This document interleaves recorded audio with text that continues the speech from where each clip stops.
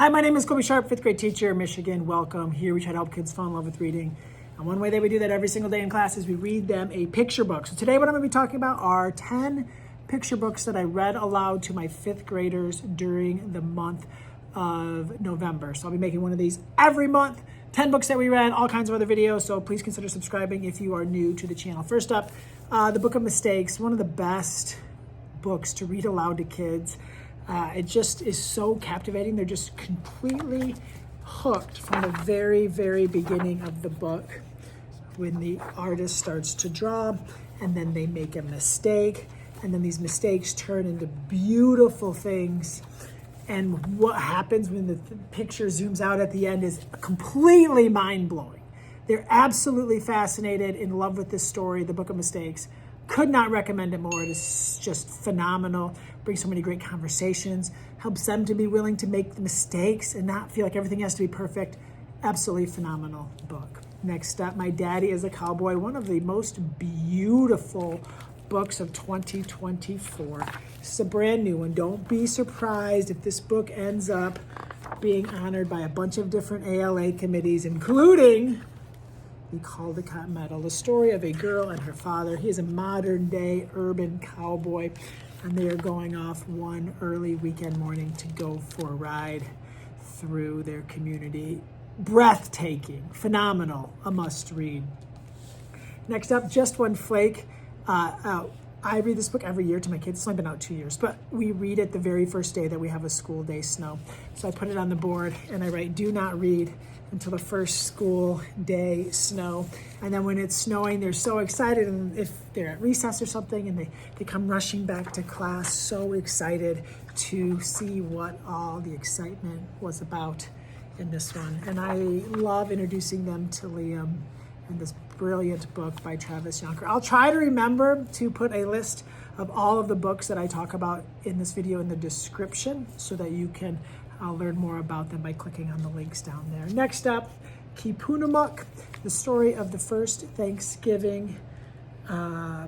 It's just captivating and beautiful. I say captivating a lot, but like that's what picture books are, right? Like we can't turn away. Like we just want to know so much about this and about these things that we're learning. So yeah, we read this one right before Thanksgiving, got a native perspective on what went on there and told in just an absolutely stunning way.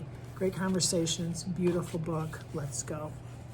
So we went from some newer books to an older one, kicking it old school, Eve Bunting's The Wall, which is the story, I think we read this on Veterans Day, which is this, when was this published? 1990. 30-some years old, about a boy and his dad who go to see his grandfather's name. Of course, the boy never met his grandfather because he died in the Vietnam War. And just watching this boy interact with his dad, interact with the wall, interact with the other people at the wall is really haunting and beautiful. And the kids have so many questions. I want to learn so much. And I love that about a picture book. Often it just opens a door to so much more learning, such great conversation, and so much growth. So check out The Wall, even if it's been a while. Oldie but goodie. An Ordinary Day. I love the idea that the world is just always spinning and things are always happening, whether you're having the best day of your life or the worst day of your life or the middlest day of your life. Stuff is always happening.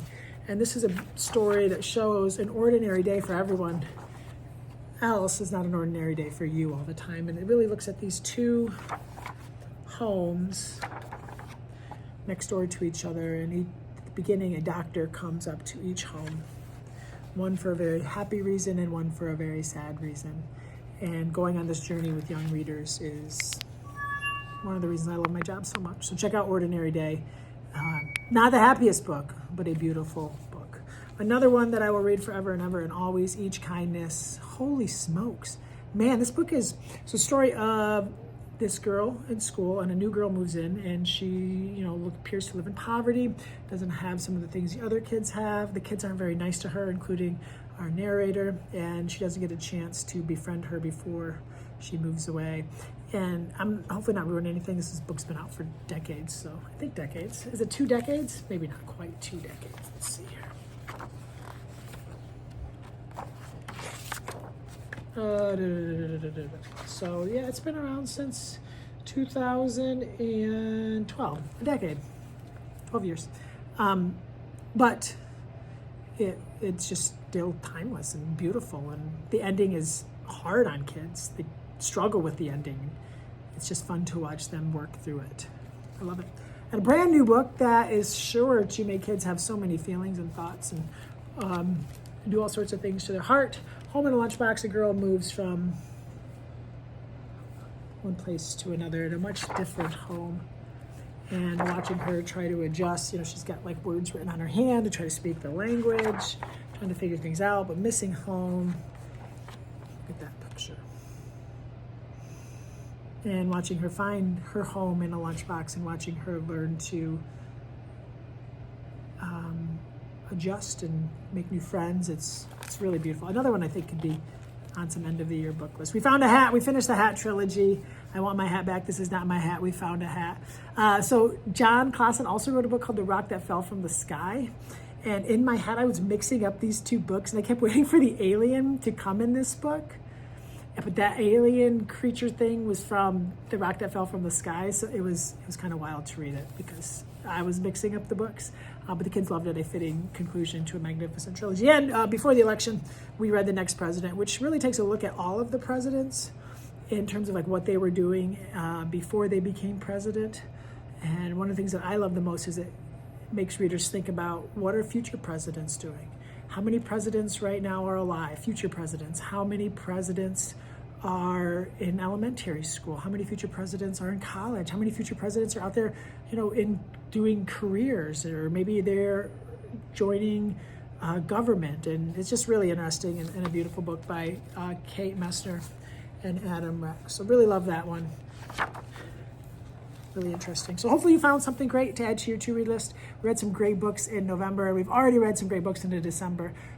Thank you for reading picture books to kids. Thank you for celebrating story. Thank you for showing them the power and the magic that they can find in these 32-page gems. My name is Colby Sharp. Thank you so much for tuning in. I hope you have an awesome-tastic